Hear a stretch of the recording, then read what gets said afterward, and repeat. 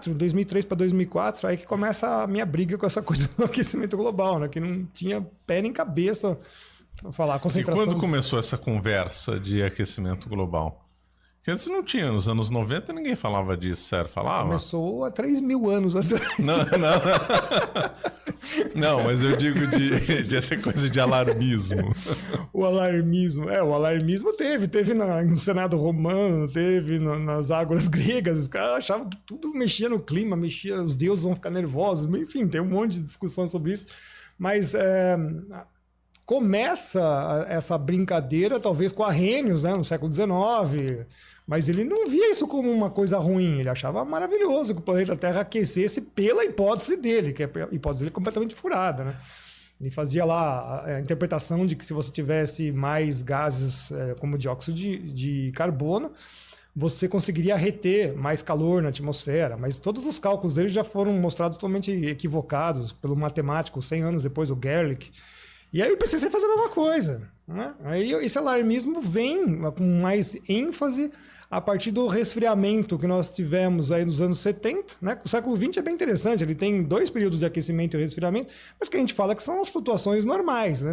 Você falar que existe uma temperatura média para o planeta é uma abstração, falar a temperatura média do seu umbigo, você não tem pé nem cabeça para a área de climatologia, muito menos para a área de paleoclimatologia. O aquecimento foi o aquecimento dos anos 30, é isso?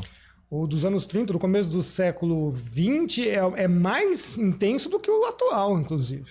Eles ficam escondendo uma época isso. que nos Estados Unidos teve medições, teve seca, Sim. Teve quebra da safra agrícola, né, nos anos 30. O calor foi intenso, tanto é que muitos dos recordes de temperaturas nos Estados Unidos, a maior parte deles é virada do século XIX para o 20, ou o comecinho lá, entre os anos 20 e anos 30.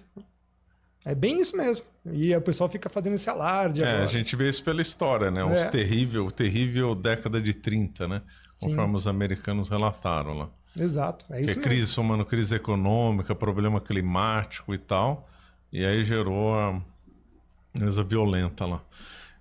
Aí depois a Terra então esfria. Aí tem os anos 70, né? A famosa geada do café no Paraná.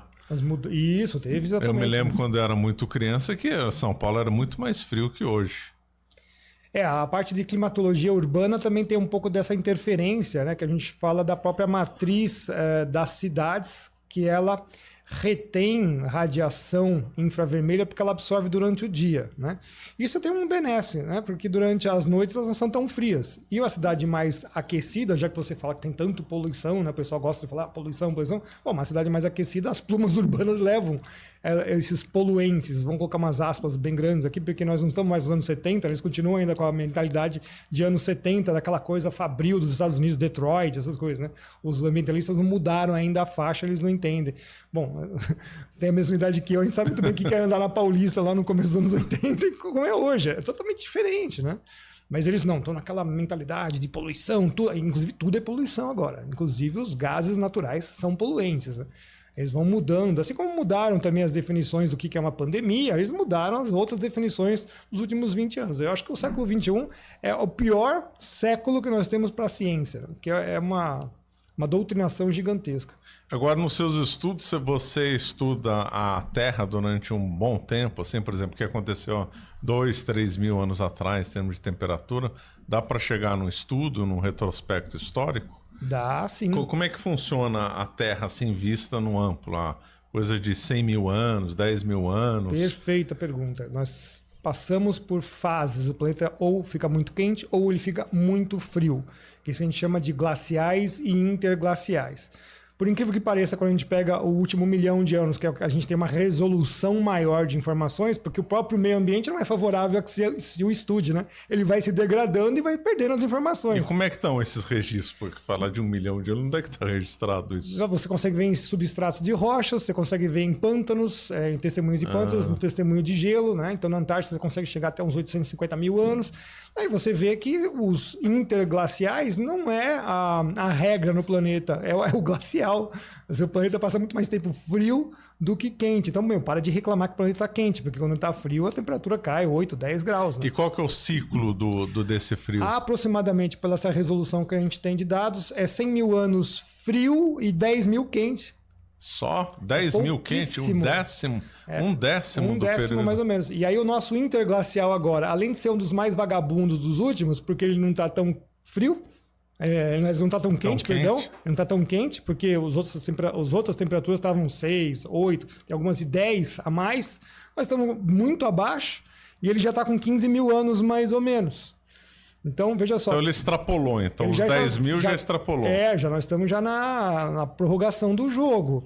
E esse interglacial começa quente lá no começo, lá dos 10 mil anos. Então ele vem esfriando, ele vem dando esses solucinhos. Agora, dentro desse período de 10 mil, também tem oscilação de quente e frio. Exatamente. Tem oscilações mais curtas. Mais curtas. E essa Dá para medir essa oscilação mais curta? Dá para medir também. Então, qual que é o período dessa? O minuano varia muito. O minuano é o mais quente, depois você tem o romano, depois você tem o medieval, aí depois você tem uma pequena idade do gelo ainda na época medieval, e agora nós estamos nesse soluço final aqui do século 20 e 21, que aconteceu na virada do século 19 para o 20, que deu aquele, o boom lá dos anos 30, mais ou menos, 20, 30, que quebrou aquele ciclo muito frio do século 19. E aí, vamos voltar do Império Romano. Do Império Romano teve um período quente. Depois a Idade Média conheceu um período frio, que teve um período de fome e tal, causado pelo frio. Depois voltou a aquecer de novo. Um pouco antes desse período mais de fome. O calor vem antes. Antes. E aí teve um resfriamento que a história diz, pelo menos registrou, no século XVII. Inclusive tinha gravuras em Londres, pessoas andando de patins no Tâmisa, ou alguma coisa equivalente a patins no Tâmisa. A gente faz esse resgate histórico também por essas informações, vamos dizer assim, de cunho social, imagens, fotografias e tal. Inclusive, isso reflete muito na produção de vinho, na Europa. Para eles, o hemisfério norte é muito diferente do hemisfério sul, então, para eles, qualquer variaçãozinha a mais de calor ou para frio são quilômetros de terras que ficam com gelo ou não. E aí pode ser a diferença entre a fome e a fartura. Exatamente. No primeiro filme A Grande Farsa do Aquecimento Global, um professor de geografia, eu não lembro mais o nome dele agora, mas ele falava isso, quando você vai nas ruas da Europa, as ruas têm nomes assim, de vinhedos e não sei o quê, ele mostrava a ebulição que estava, da benesse de você ter calor no hemisfério norte. A produção vegetal aumenta, é bem óbvio isso. E da Groenlândia, que era chamada de Greenland, ela Terras foi porque verdes. Teve um período de aquecimento. De gelo total ali. Praticamente deve ter tido mancha só de gelo e dizem, os vikings encontraram isso e chamaram lá de terras verdes, Greenland. Aí depois do século XVII, registrado pela história que foi uma época fria, aí também é registrado na história que teve um período mais quente, que é da Revolução Industrial ali, retoma um período quente ali, é isso ou não? Ou mais ou menos? Mas é muito pouco ainda, realmente é a virada do 19 para o 20 que a gente tem isso. Esse negócio aquecendo. Porque aí o Sol mesmo, porque os registros solares vêm lá desde do Galileu Galilei, isso aí dá para fazer uma reconstituição histórica, é o que mais temos aí de informação bem feitinha, e o pessoal estuda muito isso, o pessoal da astrofísica solar, é uma coisa bem sensacional.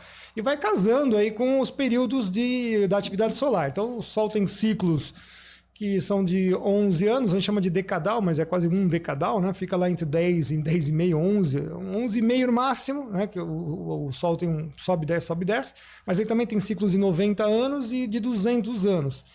Teoricamente, nós estaremos no final deste de 90 anos. Então, o que surpreendeu para o ciclo 25 é que ele deu uma esticadinha a mais. Assim, Ele deu uma esticadinha a mais, porque 18, 19, 20, acabou, assim, quase nada. O Sol ficou quieto. Não ficou mais quieto do que um período anterior registrado, mas ficou muito quieto.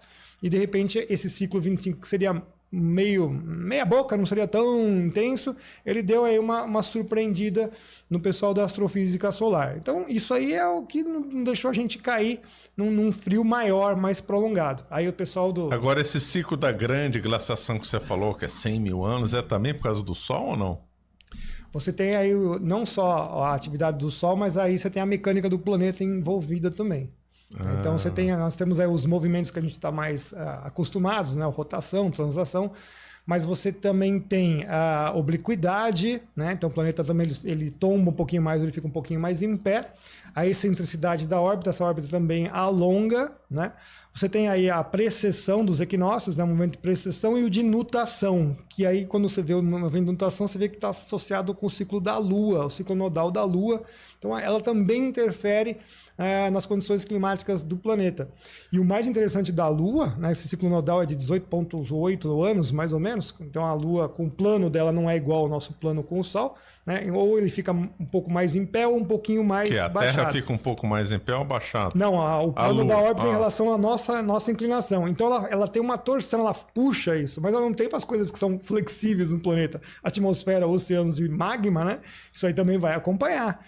Então você tem grandes corredeiras de águas nos oceanos que, quando você casa isso mais ou menos, isso ainda é uma hipótese que está sendo construída, né? Porque ninguém sabe o que acontece no El Niño, porque de repente vem uma banheira de águas quentes e a água para do mar e de repente no Ártico congela mais depressa, depois congela mais devagar, congela mais depressa. Isso também é um ciclo que já é conhecido pelos militares há muito tempo por causa dos submarinos nucleares. Eles tinham que colocar um submarino nuclear no polo para lançar mísseis polares, então eles conhecem tudo sobre isso. Né? Então, não se sabe ainda muito bem como é que é esse mecanismo, mas acredita-se que seja a Lua, porque ela consegue estender as marés quase 25% a mais. Nós estamos falando de 1.500 quilômetros a mais de águas quentes que se distribuiriam pelos oceanos. Né? Nossa, por causa dessa alteração com a Lua? Só por causa dessa alteração com a Lua. Quer dizer, sutilezas na inclinação da Terra e no jogo mudam completamente a dinâmica aqui da Terra. Porque a gente está acostumado, sempre que eu falo, a gente está acostumado com o nosso umbigo. A gente está na cidade e fala, nossa, a cidade é gigante. Cala a boca, a cidade não é nada. O planeta é uma coisa monstruosa. Aí você está brigando com Júpiter, Saturno, Lua, Sol, que todos eles têm interferência. A Terra fica lá num jogo de forças. Quer dizer, se a Terra alterar muito o eixo dela, esse clima aqui altera radicalmente totalmente. Sim, ainda bem que não é muito, né? Ele vai, acho que de 22 a 24 alguma coisa, não lembro os números agora, mas a inclinação dela chega talvez 2 graus. Mas isso é suficiente para a linha tropical e a linha polar se mexerem, né? Essas linhas são definidas por causa da astronomia. Então, a partir do momento que você mexe com a inclinação da Terra, você mexeu com todo o jogo de distribuição de energia no planeta, porque é o Sol que manda no clima, é ponto final. Não adianta os caras falar que não é, que não é. É engraçado que eles falam que não é, mas tem projetos de engenharia para bloquear o Sol, né? Vê como os caras são ambíguos, né, nessa coisa. Interessante, né? Muda tudo aí, então. Quais são os fatores do clima? O principal é o Sol. E fala um pouco das marés aí. Aí depois você já entra no El Niño, Laninha. Perfeito. Então, se a gente vai para os fatores climáticos, eles são 4 estáticos e 2 dinâmicos. Não sai daí. Latitude, altitude, maritimidade, continentalidade. Isso aqui não muda. Mas como é que não muda? Só tem que mudar. Você tem que mudar todo o relevo da Terra, você tem que mudar a latitude das coisas, mas não muda. Mas aí atrela a latitude com o Sol e as inclinações do planeta, aí você começa a entender, então a latitude, né, no momento assim, num fotográfico, num instantâneo, é aquilo que nós temos hoje, 23 graus e 27 minutos, né? E a radiação vai chegando, a mudança de estações e tal. Mas isso aqui muda, né? E as superfícies que estão lá também podem mudar, vai mudar todo o clima. Os dinâmicos, todas as massas de ar, ou seja, nós estamos falando de todo o movimento da atmosfera que a gente não conhece, são modelos assim muito de ordem 0, ordem 1, ou seja, está muito longe de mostrar a realidade, né, dessa dinâmica, e as correntes oceânicas. Então, quando você vai olhar isso, eu tenho 4 que são estáticos, que pelo menos eu consigo entender estático mais ou menos. Exatamente, estático mais ou menos. É tipo assim, em relação ao outro... o outro é estático. Muito devagar, né? E os outros 2 são terríveis, porque eu não conheço... os oceanos são o maior reservatório de ignorância da humanidade. A gente conhece estrelas, tudo isso aqui, mas a gente não conhece os oceanos. A gente não conhece, porque é extremamente difícil de estudar os oceanos. E a atmosfera altamente variável, vamos dizer assim, é a estrutura dentro do estrato geográfico que tem a maior mobilidade de todas. É o cara que está correndo. Né? É tipo o courrier da natureza e a atmosfera. Onde você quer pegar um negócio, ela já está em outro lugar. Você pega, está lá. Ela está sempre mexendo e transportando tudo. Cara, a gente está estudando o cara que é mais difícil e tentando dizer o que ele é, que nós não vamos conseguir fazer. Certo? Porque não tem como fazer Quando você isso. fala que não se entende, o seguinte, não se consegue fazer previsão, é isso? O Lorenz, que é o pai da meteorologia moderna, as palavras dele, não são minhas, né? O cara que estudou isso muito, o cara é um gênio, o cara fazia vários artigos, os caras não entendem o que ele fala. Assim, 95% dos cientistas, inclusive da atmosfera que estudam os trabalhos dele, não entendem o que ele fala. Não estou me dizendo que eu sou iluminado. Não, mas você tem que ir na raiz do que ele está dizendo. E no último livro dele, antes dele falecer, Ele coloca isso, olha, nunca vocês vão entender a atmosfera ou falar sobre clima achando que ele tem mudança, já começou por aí. Então mudança climática é pleonasmo. Porque você está estudando um cara que está o tempo todo mudando, variando, e você não consegue determinar um diagnóstico para aquele sujeito. Como é que você está falando que você vai fazer um prognóstico? Então, veja só, a primeira dificuldade da ciência meteorológica, né, da escola de meteorologia, é quanto mais eu retratar a atmosfera, eu estou falando então só de diagnosticá-la, tirar uma fotografia, um instantâneo dela, ainda vai ter buraco. Então, se eu não sou capaz de dizer o que é a atmosfera nesse exato momento, para eu fazer um prognóstico de tempo meteorológico, agora esquece clima, daqui 7 dias, você concorda que para eu chegar num próximo retrato vai estar cheio de buraco aqui dentro? E aí eu tenho que falar, olha, eu tenho que saber tudo que está aqui, tenho que fazer equações matemáticas para explicar aquilo que eu estou tentando desenhar ali, e eu tenho que colocar uma variável de tempo, por isso que é uma equação prognóstica, né, na matemática, nos cursos de cálculo, a gente tem a parte de matemática, e eu tenho que jogar tudo que eu estou vendo aqui para daqui 7 dias. Só que o lixo entrou junto, são os buracos. E quando você chegar lá na frente, o teu retrato vai estar cheio de buracos e cada vez maiores. Por isso que ele fala, uma hora a incerteza é maior do que a informação. Então você está processando lixo, você não está mais processando informação. O teu retrato não tem nenhuma fidelidade do que vai ser no futuro. E ele explica muito bem isso. Não é o efeito borboleta que o pessoal fala. Uma borboleta bate as asas, causa uma tempestade. O que ele quis dizer é isso? Olha, qualquer variação que nós tivermos, por menor que seja, né, aí o pessoal usa isso para falar, viu? Então o homem muda. Não é isso que ele está falando, cara. Ele está falando que está cheio de buracos no seu retrato e você não vai conseguir dizer o que está lá na frente. Agora imagina clima, que é uma coisa de um espectro muito mais amplo, que a gente não conhece absolutamente nada. Se a gente conhecesse realmente, teria só um método de classificação, tem dezenas. Então a gente não sabe nem como é que a gente está classificando. Como é que você quer classificar o clima? Né? Já começa por aí. Buracos, buracos e buracos. O Hans e o Kippen, o Kippen, ele ficou 40 anos estudando isso.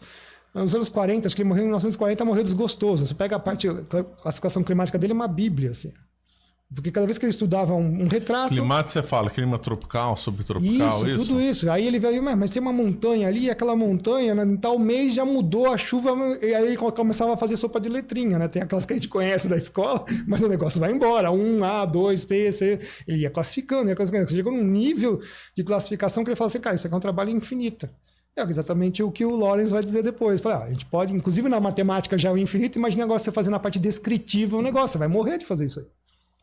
Então, veja só, professor, se você não consegue encontrar o estado A, como é que você está dizendo que tem uma mudança climática para um estado B? É o que eu desafio os caras. Então me diga o que é A para depois você falar que B fala. Tem certeza de alguma coisa? Eles não têm.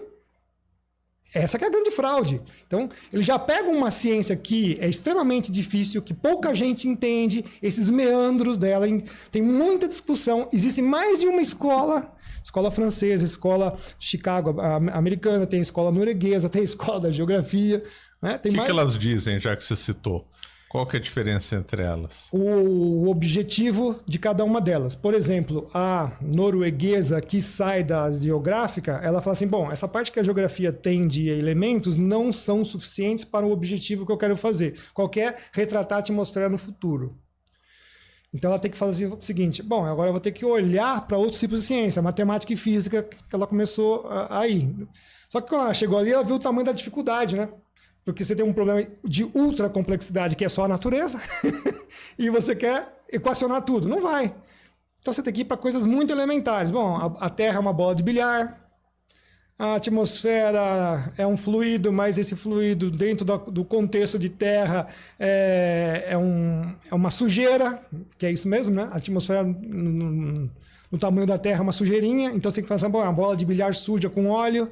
Aí eu vou ter que estudar esse óleo que é rasinho e vai aumentando essa complexidade. Aí na hora que você põe um relevo na coisa, você fala, bom, ferrou, né? Porque o negócio já está atrapalhando. E a escola francesa, essa de Chicago, o que elas A escola de Chicago vai muito mais para matemática, pega a da norueguesa e começa a colocar muito mais matemáticas. Aí você vai ter lá os grandes dinamicistas, que é o Rossby, depois vai ter o Holton, e eles acham que é possível tudo se transformar em equações matemáticas. E a escola de Chicago, então, se prende nisso. E como a gente sabe, né, os americanos têm muito esse negócio de querer ter hegemonia para tudo, inclusive tem ali. Então eles fecham aquilo. E a cabeça dos caras aqui no Brasil é terrível, né? Porque a gente fala algumas coisas dessas, inclusive quando tem banca, essas coisas, o cara só sabe ver aquilo, só sabe ver aquilo. Eu falei, cara, esse negócio tá errado. Tem muita coisa que tá errada, tem muita coisa que chuta coisas porque você tem que fechar a equação. A equação tem que zerar dos dois lados, é balanço. E a natureza, você não sabe quais são esses estratos. Como é que você limita isso? Uma pergunta minha, quando eu era aluno ainda de graduação, eu falava assim, professor, onde é que acaba uma frente fria? E eu só fui resolver isso lá na minha livre docência, que os caras lá nem entenderam porcaria nenhuma. 500 autores, cada um deles falava uma coisa e nenhum deles conseguia dizer onde é que era. Eu falei, então, tem um erro conceitual aí. Vocês estão trabalhando com fluido, com certa ideia de unidades aerológicas, né? Massa de ar quente, fria, não sei o quê, não sei o quê. Eu já quebrei todo esse paradigma usando a escola francesa, porque ela já tem uma outra visão, né? E, inclusive, eu peguei muito do professor Leroux, que ele tinha o objetivo de olhar as massas frias, né? E ele parou ali, o trabalho dele morreu, e eu fui para a parte dos ciclones, né? Que ninguém tinha feito. Ao ponto que eu deduzi que os ciclones, na verdade, são esteiras de turbulência na atmosfera. Porque se você tem qualquer movimento na atmosfera, você tem aqueles vórtices que fazem para os dois lados, por que no planeta o vórtice só vai para um lado? Aí o pessoal vem, a força de Coriolis, a inércia do planeta, etc. Eu falei, tá ok. E como é que se eu pegar uma imagem acontecendo um ciclone ao contrário, como é que vocês vão me explicar? Porque na mesoscala acontece, os ciclones viram para os dois lados. Os vórtices menores, né? Vamos chamar de ciclones. Eu consegui achar. A pesquisa de varredura de ciclones na Antártida. Achei... Como é que você varreu? Fotografia de satélite? Imagem de satélite, imagem de satélite. E comprovei, a minha livre docência foi em cima disso. Eu falei assim, eu comprovei que a escola de Chicago tem erros conceituais muito imensos. Eles não admitiam que tem esse ciclone andando do lado contrário? Eles falam que é anômalo, não sei o quê. O que você quer dizer? No hemisfério norte num sentido, no hemisfério sul em outro? Exatamente. Eles diziam que no hemisfério sul não teria no sentido contrário. Ou qualquer no outro lá também. Por quê? As últimas experiências de campo que eu achei aconteceram durante a Guerra Fria, durante aqueles sobrevoos para busca de submarino, né? Os Nimrods que ficavam patrulhando o Atlântico Norte, né? É muito bacana isso aí. Foi em 1990, 91, ciclones Shapiro-Kaiser. E o cara descobriu que, tem alguma coisa estranha, porque há um rompimento a troposfera, a primeira camada da atmosfera, tem um rompimento entre a base e a parte de cima. Tipo assim, a parte de cima falou, tchau pra você, ciclone, e foi embora. Ele começou a falar, isso aqui, ele teve que dar um outro nome. Então você começa a ver que as teorias começam a ficar cheias de remendos, né? Então, as teorias, e isso é uma discussão que eu fiz muito intensamente nas minhas palestras, quando eu falo isso aí, olha, pessoal, o objeto de estudo, a atmosfera, ainda carece de uma teoria que realmente diga o que ela é. E aí você vem agora com a teoria de que o CO2 controla tudo. Olha, um absurdo. Eu falei, então vocês estão chamando todo mundo de 3 mil anos para trás de idiotas, né? Porque você fala, é só contar uma molécula que eu sei que tudo vai acontecer. Olha, é tão absurdo, professor. Sim, não tem lógica nenhuma. Nenhuma. Vou pegar um caso antes que eu esqueça, né? A corrente do Golfo, ela é previsível, né? Ela vai lá para a Europa, ela esquenta a Europa e tal. Estão falando que isso aí poderia desaparecer, é verdade? Não, isso aí eu já até escrevi sobre esse assunto. É modelo de computador. Os caras adoram fazer isso. Põe um modelo de computador. Para gerar um estresse. Aí, sabe, para que serve o modelo de computador? É para o nosso entendimento. Modelos são sempre representações imperfeitas da realidade. A realidade é muito complexa. Eu pego os elementos que eu tenho, faço simulações ou escalares ou matemáticas. Escalares é fazer uma cidadezinha aqui pequena, joga um vento, vê o que acontece, né? Um modelinho de avião, tudo. Você é bastante bem comportado. Você filma, fotografa, vê os vórtices, etc. E os outros são os matemáticos. É que você fala assim, eu não consigo fazer essas coisas, bolo alguma coisa na minha cabeça, equaciono aquilo e jogo no computador. Aí você fica brincando. Né? A gente não tem lá os joguinhos que a gente fica lá no carrinho. Por exemplo, carrinho. É um simulador, é um modelo. Eu vou mudar a suspensão, eu vou pôr não sei o quê, o aerofólio. É a mesma coisa, gente. Não muda absolutamente nada. Os modelos fazem a mesma coisa. Aí o cara fala assim, vamos simular que a MOC do Atlântico aconteça mais cedo. Claro, já aconteceu isso na história. O quê? Se a corrente do Golfo não funcionar? A corrente do Golfo sai, vira do Atlântico Norte, que ela é quente, e daqui a pouco ela tem uma reversão, um turnover, que a gente chama, ela esfria, ela mergulha e vem por baixo. Aí acabou a Europa. Aí a Europa vai pegar resfriamento. Isso ela já faz, só que ela faz em posições diferentes no Atlântico. Né? Só que para isso mudar é muito lento, o oceano é sempre muito vagaroso, tudo é muito lento. Então existem hipóteses que foram assim bem descritas. O Uriart era um climatologista espanhol, já falecido também, escreveu livros sensacionais, ele explica todas essas condições. Fala, olha, já teve casos em que a MOC, essa reversão, aconteceu muito antes de chegar na Europa e não aconteceu o que vocês estão falando. Então tem outros fatores que a gente ainda não sabe. Ou se ela vai até lá para Simão, né? Então fica aquele calor na Europa. E realmente você vê isso. Você faz uma comparação de latitudes, né? A Europa só sobrevive hoje por causa do Atlântico Norte, que ajuda, ela faz um bloqueio ali. Mas é o que eu sempre falo, é um bloqueio lento, mas a atmosfera é mais rápida. Né? Então, se você tiver no Ártico muito frio e as massas atingirem com extrema velocidade, né? Isso também acontece, uma sucessão muito rápida, eles também se ferram bonitinho, assim, é coisa assim de dias, tá? Cai a temperatura absurdamente e perde lavoura, perde tudo também. É muito rápido isso. É porque estão muito próximos também, né? Muito mais próximos da linha polar. Já para a Europa, para o Mediterrâneo, né, que é o Mar do Meio, né, que falava Médis, é o Mar do Meio, ele tem uma outra, vamos dizer assim, um outro padrão climatológico que não é o mesmo para o pessoal que está mais suscetível ao Mar do Norte, né? Aí eles têm vamos dizer, a benesse, inclusive, do Saara, né? Porque o Saara ele recebe muita radiação durante o verão, depois ele manda isso para o Atlântico, essa alta semi-permanente vai para cima do Mediterrâneo, ele esquenta, e aí você tem essa virada, é bem ali na bota da Itália, né? Você vê que de um lado, é muito claro isso, né? Você vê que um lado para o lado francês, eles passam um perrengue lá de frio, mas o pessoal do Adriático aqui para cima, às vezes eles têm uma benesse de chegar um ar quente que ainda vem do Mediterrâneo, porque a circulação deles é favorável a fazer isso aí.